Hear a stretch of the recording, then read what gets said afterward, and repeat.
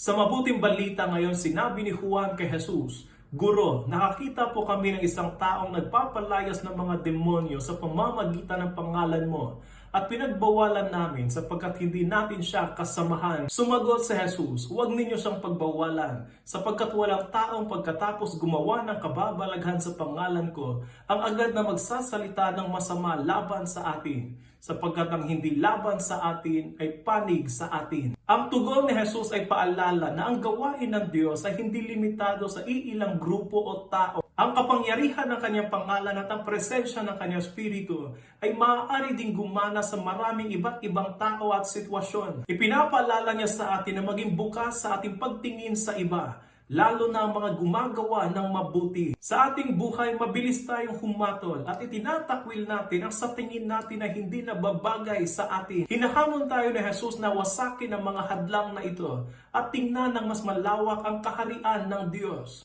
Pagnilayan natin ngayon kung paano tayo magiging mas bukas at marunong tumanggap sa iba. Magsikap tayo maging mga instrumento ng kapayapaan at pagkakaisa at marunong magdiwang sa kabutihan ng iba upang sama-sama tayong magtulungan para sa pagsusulong sa kaharian ng Panginoon.